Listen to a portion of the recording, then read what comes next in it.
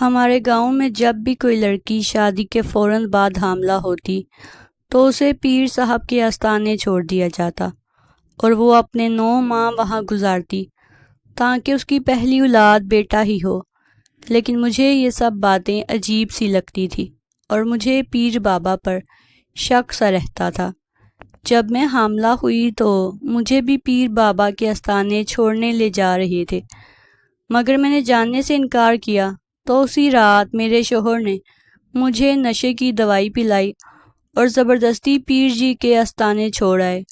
اور جب میری آنکھ کھلی تو اچانک سامنے کا منظر دیکھ کر میری تو روح لرز گئی، کیونکہ وہاں تو سب عورتیں ایک ہی گاؤں کی گرم تپتی ریت پہ میں ننگے پیر بھاگتی جا رہی تھی، ہر مشکل سے ٹکراتی ہوئی میں بس دوڑتی جا رہی تھی۔ مجھے یہاں سے ہر حال میں نکلنا تھا، ورنہ جو کچھ کل رات میں نے دیکھا تھا اس کے بعد مجھے کسی طور پہ یہاں نہیں رہنا تھا، کچھ بھی ہو جائے۔ میں نے ایک پل رک کے چاروں جانب نگاہ دہرائی، ہر طرف خاموشی کا راج تھا۔ دور سے کتوں کے بھونکنے کی آواز سنائی دے رہی تھی، مگر میں اس وقت بس یہاں سے نکلنا چاہتی تھی، ورنہ یاسر شاہ کے گنڈے مجھ تک پہنچنے میں کامیاب ہو جاتے۔ بھاگتے بھاگتے میری سانسیں پھول رہی تھیں، دل کی دھڑکن تو جیسے 100 کی رفتار سے بھی تیز ہو چکی تھی۔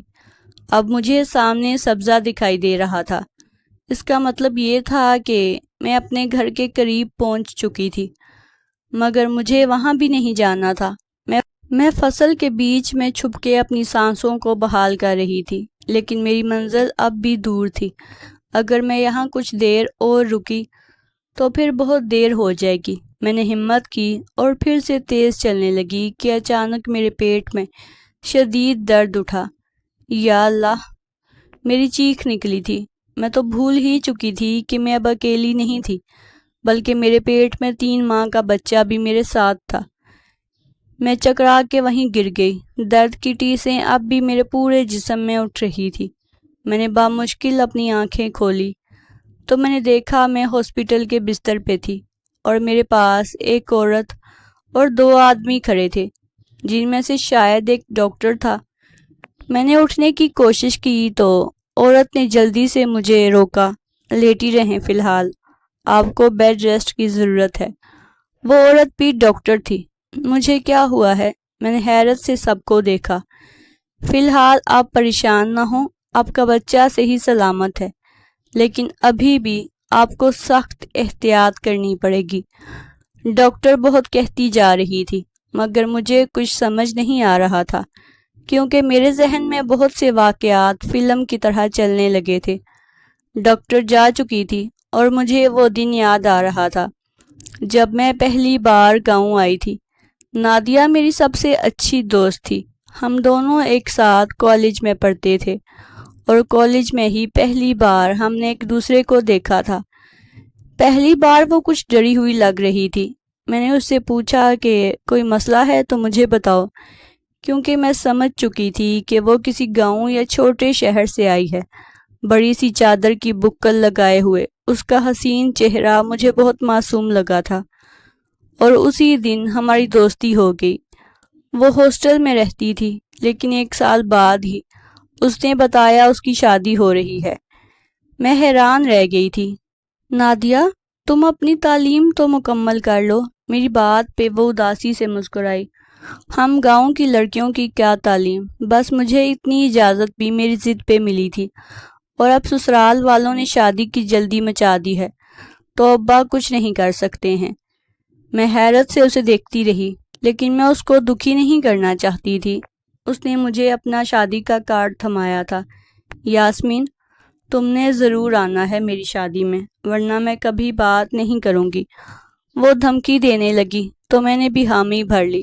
میں اکیلی ہی اس کے گاؤں آئی تھی، جہاں اس کا بھائی یوسف مجھے اسٹیشن پہ لینے آیا تھا۔ میں نے جیسے ہی گاؤں میں پہلا قدم رکھا، وہاں کی ٹھنڈی ہوا نے میرا استقبال کیا۔ ہر طرف پھول ہی پھول کھلے ہوئے تھے۔ دور سے سرسوں کے کھیت میں سبزہ اور پیلے رنگ کے ایک عجیب بہار پیش کر رہے تھے۔ ہوا میں کچھ ہنکی تھی۔ یوسف نے مجھے دیکھا اور آہستہ سے بولا، آپ کے پاس کوئی چادر ہے تو اوڑھ لیں، یہاں کا موسم کافی سرد ہو چکا ہے۔ میں نے چونک کر اسے دیکھا، وہ مجھے ہی دیکھ کے مسکرا رہا تھا۔ میرا دل عجیب انداز میں دھڑکنے لگا۔ میں جلدی سے اس کی جیپ میں بیٹھی اور کہا بس اتنی ٹھنڈ نہیں لگ رہی۔ وہ بھی سوار ہوا اور جیپ سٹارٹ کر دی۔ نادیہ کا گھر کافی دور تھا جب تک میری کلفی جمنے لگی۔ ٹھنڈ کے مارے، کیونکہ جیپ اوپن تھی، بڑی مشکل سے گھر پہنچا تھا۔ نادیہ گیٹ پہ ہی کھڑی میرا انتظار کر رہی تھی۔ مجھے دیکھ کے وہ بہت خوش تھی۔ میرے گلے لگتے ہی بولی، یاسمین تم تو کانپ رہی ہو۔ وہ حیرت سے مجھے دیکھتی ہوئی مجھے اندر لے گئی۔ یہاں ایک بہت ہی خوبصورت جھونپڑی نما کمرہ بنا ہوا تھا اور اس کے بیچوں بیچ ایک مٹی کا بڑا سا چولہا بنا ہوا تھا جہاں آگ جل رہی تھی۔ وہ کمرہ کافی گرم تھا۔ میں اور نادیہ جلدی سے آگ کے پاس بیٹھ کے اب کچھ سکون سا ملا تھا۔ تم نے بتایا نہیں تیرا گاؤں اتنا ٹھنڈا ہوتا ہے۔ میری بات پہ وہ ہنسنے لگی۔ سردی میں جتنا ٹھنڈا ہوتا ہے گرمی میں اس سے بھی زیادہ گرم ہوتا ہے، وہ ہنستے ہوئے بتانے لگی۔ اتنے میں اس کی والدہ میرے لیے گرم شال لے آئی تھی۔ میں نے کبھی سوچا نہ تھا کہ مجھے گاؤں میں اتنا مزہ آئے گا۔ میں بہت گھومی تھی نادیہ کی بہن عائزہ کے ساتھ، کیونکہ نادیہ مائیوں بیٹھ چکی تھی۔ وہاں کے لوگوں نے مجھے بے حد محبت دی۔ ان سب کے لیے میں ایک مہمان تھی جو لاہور سے آئی تھی۔ اتنے تحائف مجھے دیے کہ میں ان سب کی بہت مشکور تھی۔ شادی کا دن بھی آن پہنچا تھا جب نادیہ رخصت ہو کر جا چکی تھی۔ گھر میں ایک عجیب سی اداسی پھیل گئی تھی۔ اب مجھے بھی واپس جانا تھا، لیکن یہاں کا ماحول مجھے بہت پسند آیا تھا۔ جاتے جاتے یوسف کی آنکھوں میں ایک پیغام دیکھ چکی تھی اور شرم سے میں نے اپنا رخ پھیر لیا تھا۔ میرے لاہور واپس آتے ہی نادیہ کا فون آیا تھا کہ وہ میرا رشتہ مانگنے آ رہے ہیں یوسف کے لیے۔ میں نے جلدی سے فون کاٹ دیا، لیکن دل میں عجیب سی ہلچل مچنے لگی تھی۔ یوسف مجھے بھی اچھا لگنے لگا تھا۔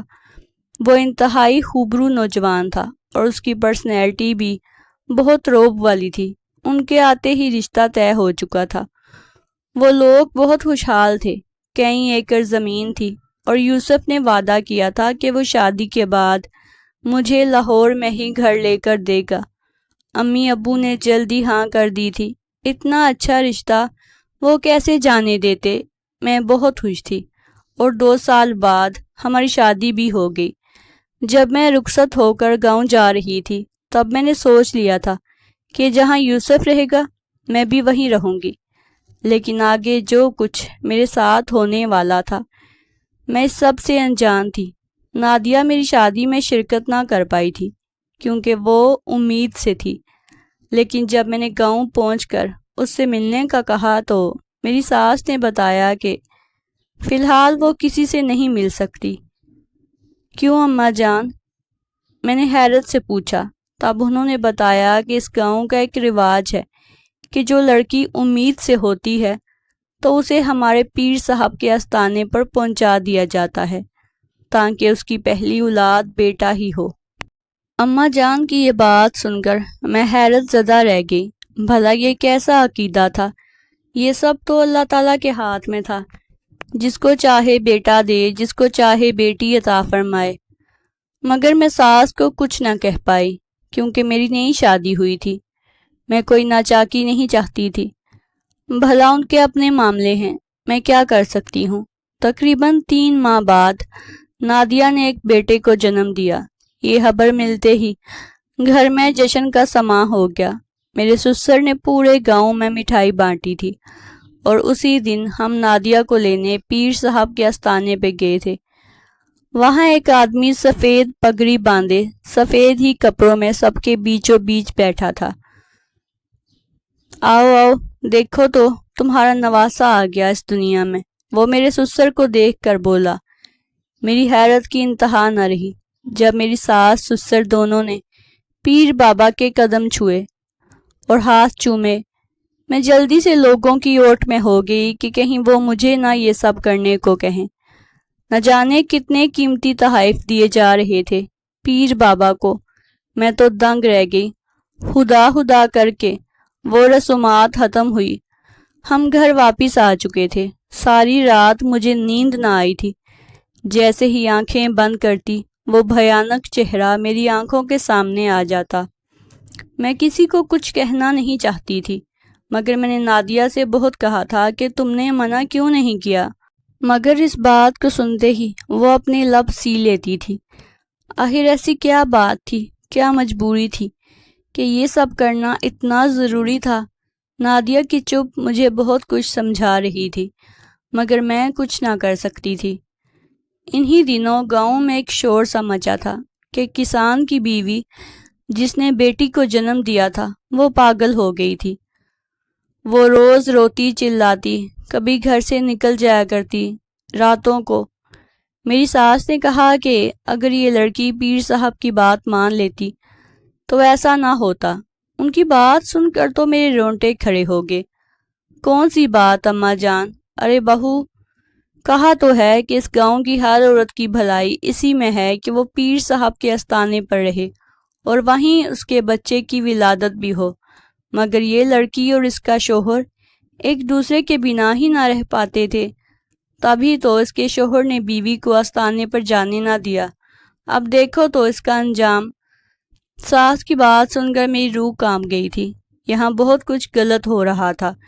یہ پیر بابا کچھ بڑا گنونا کھیل کھیل رہا تھا اور گاؤں کے معصوم بھولے بھالے لوگ اسے سمجھ نہ پا رہے تھے۔ خیر یہ بات بھی آؤ گئی ہو گئی۔ یوسف کے سنگ زندگی بہت حسین ہو گئی تھی۔ ہم دونوں ایک دوسرے سے الگ نہیں رہ پاتے تھے۔ یوسف نے وعدے کے مطابق مجھے لاہور میں گھر لے کر دیا تھا تاکہ مجھے گاؤں میں تکلیف نہ ہو۔ ہم سردیوں کے موسم میں گاؤں میں ہی رہا کرتے تھے، مگر وہاں کی گرمی مجھ سے برداشت نہ ہوتی تھی۔ گرمیوں میں ہم لاہور رہتے۔ یوسف کو کوئی کام پڑتا تو وہ گاؤں چلے جاتے 2-3 دن کے لیے۔ ہماری شادی کو 2 سال ہو گئے تھے کہ اچانک میری ساس نے پوتے کی خواہش ظاہر کرنا شروع کر دی۔ اٹھتے بیٹھتے وہ یہی ذکر کرنے لگی تھی اور میں اس ٹاپک سے بیزار ہو چکی تھی۔ اب تو گاؤں جانے کا بھی دل نہیں کرتا تھا کہ وہی بچے بچے کی رٹ سننے کو ملتی تھی۔ کئی بار وہ اپنے ٹونے ٹوٹکے بھی آزما چکی تھی مجھ پہ، مگر میں امید سے نہ ہو پائی تھی۔ جیسے ہی گرمیاں آئی تو میں واپس لاہور آ گئی تھی، جہاں میں آزاد تھی ہر وقت کے تانوں سے۔ لیکن ایک دن اچانک مجھے عجیب سا محسوس ہونے لگا۔ طبیعت بھاری پن اور چکر کبھی متلی ہونے لگتی۔ یوسف مجھے ڈاکٹر کے پاس لے کے گئے تو اس نے خوشخبری سنائی۔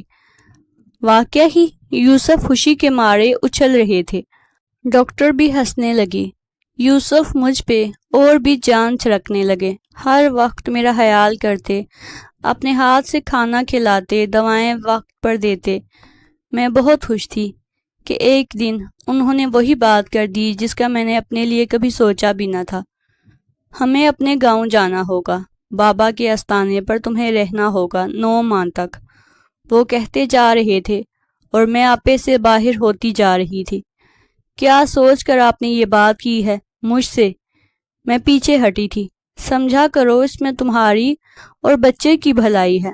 وہ مجھے شانوں سے تھام کر بولے، نہیں، یہ خیال اپنے دل و دماغ سے نکال دیں یوسف کہ میں اس گھٹیا پیر کے آستانے پر جا کر رہوں گی، اور اگر آپ نے میرے ساتھ زبردستی کی تو میں یہاں سے چلی جاؤں گی۔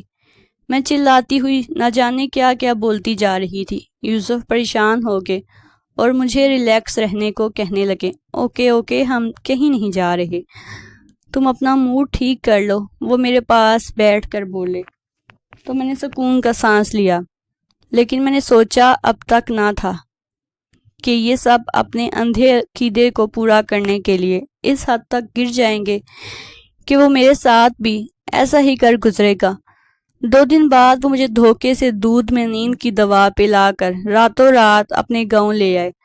لاہور سے گاؤں بائی روڈ آتے ہوئے 8 گھنٹے کا فاصلہ تھا اور میں 8 گھنٹے تک سوتی رہی تھی۔ جب میری آنکھ کھلی تو میں نے خود کو پیر کے آستانے پر پایا۔ مجھے یقین نہیں آ رہا تھا کہ میں پیر کے آستانے پر ہوں۔ میں نے بہت شور مچایا کہ میرے شوہر کو بلاؤ، مگر وہاں سخت پہرا تھا۔ بھاری بھرکم خواتین مجھے خونخوار نظروں سے دیکھ رہی تھی۔ میں بھاگنے کی کوشش کی تو انہوں نے مجھے جکڑ لیا۔ تم یہاں سے نہیں نکل سکتی بی بی، خواہ مخواہ ہمیں پریشان نہ کرو۔ انہوں نے مجھے کمرے میں بند کر دیا۔ اب میں کہیں بھی نہیں جا سکتی۔ اس کمرے سے تو باہر کا کوئی منظر بھی نظر نہ آتا۔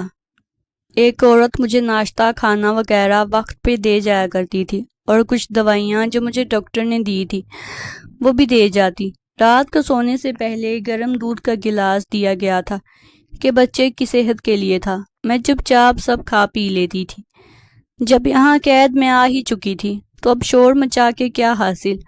مگر میں یوسف سے سخت بددل ہو چکی تھی، کیونکہ اس نے میرے ساتھ بہت برا کیا تھا، میرا اعتبار توڑا تھا۔ مجھے یہاں آئے ہوئے کافی دن ہو چکے تھے۔ گرمی بہت زیادہ تھی، مگر یہ کمرہ کافی ٹھنڈا رہتا تھا۔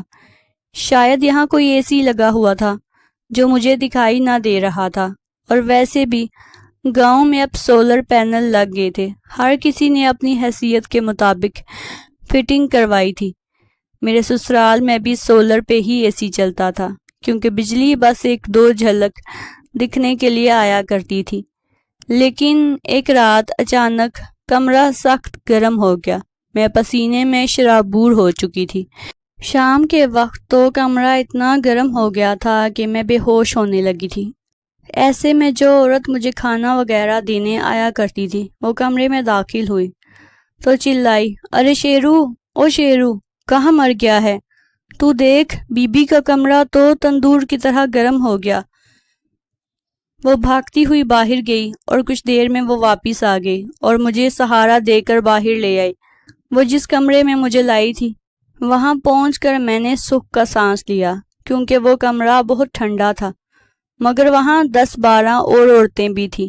کسی کا پیٹ زیادہ بڑا تھا، کسی کا کم۔ میں سمجھ چکی تھی کہ وہ بھی سب میری طرح یہاں اپنا وقت پورا کرنے آئی ہیں۔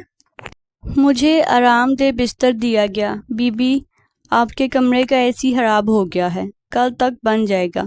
آج رات آپ کو اسی کمرے میں سب کے ساتھ سونا پڑے گا۔ وہ عورت جا چکی تھی۔ باقی کی عورتیں مجھے گھور رہی تھی اور سوال جواب کرنے لگی۔ ان کی باتوں سے میں سمجھ چکی تھی کہ صرف مجھے ہی خاص کمرہ دیا گیا تھا الگ سے۔ اس کمرے میں کوئی کھڑکی نہ تھی۔ وہ سب بڑے آرام سے تھی، کیونکہ وہ تو عادی ہو چکی تھی۔ رات کا کھانا کھاتے ہی مجھے نیند آنے لگی تھی اور میں گہری نیند سو چکی تھی۔ آدھی رات کو عجیب سے کھٹکوں سے میری آنکھ کھلی تھی۔ میں نے دیکھا کمرہ خالی تھا۔ میں دبے پاؤں باہر نکلی تو سامنے کا منظر دیکھ کر میری تو روح لرز گئی۔ وہاں تو ساری عورتیں ایک لڑکی کے گرد بیٹھی بین کر رہی تھی۔ یا اللہ، یہ سب کیا تھا؟ میں جلدی سے آگے آ گئی۔ کیا ہوا؟ میں نے گھبرا کر پوچھا تو ایک لڑکی جو عمر میں کافی کم لگ رہی تھی، اس نے روتے ہوئے بتایا کہ اس لڑکی نے بیٹی کو جنم دیا ہے اور وہ بھی مری ہوئی۔ کیا؟ میری چیخ نکل گئی۔ مگر کیسے؟ شام تک تو وہ ٹھیک تھی۔ وہ لڑکی بولی، پتہ نہیں، شاید اس نے پیر بابا کی کوئی بات نہیں مانی ہوگی، تبھی تو اس کو بیٹی ہوئی، وہ بھی مری ہوئی۔ اب اس لڑکی کو ہوش نہیں آ رہا، اس کی جان خطرے میں ہے۔ مجھے چکر آنے لگے تھے۔ ایک معصوم بچی کی جان گئی تھی ان سب جہالت اور غفلت کی وجہ سے، اور اب ماں کی جان بھی خطرے میں تھی۔ میں آگے بڑھنے لگی تھی کہ وہاں 2-3 مرد آ گئے۔ سب لوگ کمرے میں جاؤ، ورنہ اچھا نہیں ہوگا۔ ایک آدمی جو بہت ہی خطرناک لگ رہا تھا زور سے بولا۔ سب عورتیں جلدی سے گھبرا کے اندر جانے لگیں۔ ایک عورت مجھے بھی زبردستی کھینچ کے اندر لے گئی۔ ساری رات میں نے کانٹوں پہ گزاری تھی، نہ جانے میرے ساتھ کیا ہونے والا تھا۔ لیکن صبح ہوتے ہی میں نے ایک عجیب منظر دیکھا کہ وہ لڑکی ہنستی مسکراتی کمرے میں داخل ہوئی تھی، اور اس کے ہاتھ میں ایک ننھا سا بچہ تھا۔ میں حیرت اور خوشی سے اسے دیکھ رہی تھی۔ تم ٹھیک ہو؟ اور تمہاری بیٹی کیسی ہے؟ میری بات پہ وہ چونکی۔ بیٹی نہیں، بیٹا ہوا ہے مجھے، وہ خوشی سے بتاتے ہوئے مجھے دکھانے لگی۔ لیکن رات کو تو میری آواز میرے اندر ہی دم توڑ گئی تھی۔ مجھے سب سمجھ میں آ چکا تھا۔ یہ کوئی بہت بڑا کھیل تھا جو یہاں کھیلا جا رہا تھا۔ میں خاموشی سے تماشا دیکھتی رہی۔ جب دوپہر کو وہ لڑکی اور اس کے گھر والے دھوم دھام سے اس کو لینے آئے تھے تو سارے ملازم باہر مصروف تھے، اور میں نے دیکھا کمرے کا دروازہ بھی کھلا ہوا تھا، کیونکہ یہاں کسی کو بھاگنا نہیں تھا تو یہ کمرہ کھلا چھوڑ دیا جاتا تھا۔ مگر یہ لوگ بھول چکے تھے کہ میں بھی وہیں تھی۔ واش روم جانے کے بہانے اٹھی اور آہستہ سے کمرے سے نکلی۔ کسی کا دھیان میری طرف نہ تھا، باہر کوئی نہ تھا، سب کے سب مین گیٹ کے سامنے رسومات کا جائزہ لینے میں مصروف تھے، اور یہ اچھا موقع تھا۔ میں نے پچھلے دروازے کو دھکا دیا تو وہ کھلتا ہی چلا گیا۔ باہر تیز دھوپ نے میرا استقبال کیا، مگر میں نے بنا دیکھے دوڑ لگا دی، اور پھر بھاگتے بھاگتے میں کھیت کے بیچوں بیچ جا کر بے ہوش ہوئی تھی، اور اب میں ہاسپٹل میں تھی۔ ایک دم مجھے خیال آیا کہ مجھے یہاں کون لایا تھا۔ میں نے جلدی سے نرس کو آواز دی، جو سامنے ہی بیٹھی فون پہ باتیں کر رہی تھی۔ مجھے یہاں کون لایا ہے؟ میں نے پوچھا، تو اس نے بتایا کہ ایک آدمی جو اپنا نام نعمان احمد بتا رہا تھا، وہ آپ کو یہاں لایا ہے، اور وہ بھی باہر ہی بیٹھا ہے۔ میں نے جلدی سے کہا کہ اسے بلا دو، اور میں نے نرس سے اس کا فون بھی مانگا۔ پلیز ایک کال کرنی ہے۔ اس نے اپنا فون مجھے پکڑا دیا۔ میں نے اپنے ابو کو کال ملائی اور ان کو سب کچھ بتا دیا کہ میں فی الحال ہاسپٹل میں ہوں، اور اس کا پتہ میں آپ کو بتا دوں گی اس سے پوچھ کے۔ میری آدھی بات ہی کی کہ فون کٹ چکا تھا۔ نرس اس آدمی کے ساتھ اندر آئی۔ وہ دکھنے میں کافی امیر کبیر لگتا تھا، اس کی ڈریسنگ بھی شہر کی مناسبت سے تھی۔ اس نے مجھے بتایا کہ میں غلطی سے ان کے گاؤں میں چلی گئی تھی، جہاں وہ اپنی فصل میں زہر کا چھڑکاؤ کر رہا تھا۔ تبھی میں نے دیکھا کہ آپ وہاں گری پڑی تھی۔ محترمہ، میں آپ کو جانتا نہیں، مگر میرا فرض تھا پہلے آپ کو طبی امداد فراہم کرنا تھی۔ میں آپ کو ساتھ والے شہر لے آیا، جہاں میں ڈاکٹر صاحبہ کو جانتا تھا، لیکن میں آپ کے ہوش میں آنے کا انتظار کر رہا تھا کہ آپ کے گھر والوں سے رابطہ ہو سکے۔ وہ آدمی مسلسل اردو میں بات کر رہا تھا۔ میں نے اس سے کہا کہ مجھے اگر وہ لاہور لے جائے، میری مدد کرے، تو میں اس کا احسان کبھی نہیں بھولوں گی۔ ارے بہن، کیسی باتیں کر رہی ہیں؟ اس میں احسان کی کیا بات ہے؟ بس میں نے تو کل ویسے بھی لاہور جانا تھا، آپ کو صبح لے جاؤں گا۔ بھائی، میری زندگی خطرے میں ہے، پلیز کسی کو میرا مت بتائیے گا۔ ہاں بہن، میں سب کچھ سمجھ چکا ہوں، آپ بے فکر ہو جائیں۔ اور واقعہ ہی وہ اندھیرے میں ہی مجھے ہاسپٹل سے لے گیا، اور انتہائی عزت احترام سے مجھے لاہور میرے ابو کے پاس پہنچا دیا گیا، جہاں پہنچتے ہی میں نے اپنے کزن ایس ایچ او کو کال کی اور اسے سارا ماجرا سنا ڈالا۔ وہ ایک ایماندار افسر تھا۔ اس نے میری بات سن کر مجھے تسلی دی اور میرے گھر سیکیورٹی اہلکار لگا دیے، جبکہ گاؤں کے تھانے کے حدود میں جو ایس ایس پی تھا، اس کو انفارمیشن دے دی کہ کس طرح معصوم عورتوں کی گود اجاڑی جا رہی تھی۔ جی ہاں، جو عورت بیٹی کو جنم دیتی اس کو فوراً قید کر دیا جاتا اور کسی اور جگہ سے اس کی گود میں بیٹا ڈال دیا جاتا تھا تاکہ پیر کا نام ہو۔ جس طرح اس لڑکی کی مردہ بیٹی کو چھپا کر گاؤں کی کسی عورت کا بچہ نہ جانے کہاں سے ہی یہ بیٹے برآمد کرتے تھے، خدا جانتا تھا۔ اس طرح نادیہ کو بھی غریب کسان کا بیٹا دیا گیا تھا۔ تبھی کسان کی بیوی پاگل ہوئی تھی کہ اس کو بیٹا ہوا تھا، اور تھوڑی دیر بعد بیٹے کی جگہ بیٹی اس کی گود میں دی گئی تھی۔ یہ گندا کھیل 10 سالوں سے کھیلا جا رہا تھا، جب سے یہ پیر بابا آیا تھا گاؤں میں۔ اس نے لوگوں کے دلوں میں وسوسے ڈال دیے تھے کہ گاؤں میں ایک انتہائی عبرتناک عذاب آنے والا ہے، اور اگر پہلے بچے کی ولادت آستانے پر نہ ہوئی تو یہ گاؤں تباہ ہو جائے گا۔ یہ سب اس دھن دولت اور نام کمانے کے چکر میں کیا تھا، اور وہ اس میں کامیاب بھی ہو چکا تھا۔ لوگ اس پہ اندھا یقین کرنے لگے تھے۔ یاسمین کے کزن نے بتایا کہ پیر کو گرفتار کر لیا گیا، اس کے ساتھ اس کے سارے لوگوں کو بھی۔ میں بے حد خوش تھی کہ اس عذاب سے گاؤں آزادی پا گیا تھا، مگر میرا گھر تو اجڑنے والا تھا۔ یوسف سے میں بالکل بھی ملنے کو تیار نہ تھی، نہ ہی اس کی کوئی بات سننا چاہتی تھی۔ وہ روز آتا معافی مانگنے، مگر میں نہ ملتی۔ پھر ایک دن وہ زبردستی اندر چلا آیا اس نے بتایا کہ وہ پریشان تھا۔ مجھے بتایا گیا تھا کہ تمہاری جان کو خطرہ ہے۔ اس جعلی پیر نے گاؤں میں ابا کو بلا کر خاص طور پر کہا تھا کہ تمہاری بہو کی جان کو خطرہ ہے۔ اس نے یہ بھی کہا اگر ہم نے تمہیں وہاں نہ پہنچایا تو بچے کے ساتھ ساتھ تم بھی اس دنیا سے جانے والی ہو۔ اور اسی پریشانی میں نے ابا کی بات مان لی۔ میں تمہیں کھونا نہیں چاہتا تھا یاسمین، تمہارے بنا میں ادھورا ہوں۔ بیٹا ہو یا بیٹی مجھے تو کوئی فرق نہیں پڑتا، مگر تم بہت اہم ہو میرے لیے۔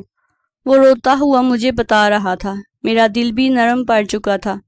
میں گھر واپس آ گئی اور چند ماہ بعد میں نے صحت مند بیٹے کو جنم دیا، جس سے ثابت ہو گیا تھا کہ کوئی پیر مرشد کچھ نہیں کر سکتا جب تک اللہ تعالیٰ نہ چاہے۔ ہر کام اسی کی مرضی اور اجازت سے ہوتا ہے۔ اب گاؤں والے بھی سچ جان چکے تھے اور پیر کا آستانہ اسکول میں تبدیل ہو چکا تھا۔ ناظرین، مزید اس طرح کی سبق آموز کہانیاں اور واقعات سننے کے لیے ہمارے چینل کو سبسکرائب کر دیں۔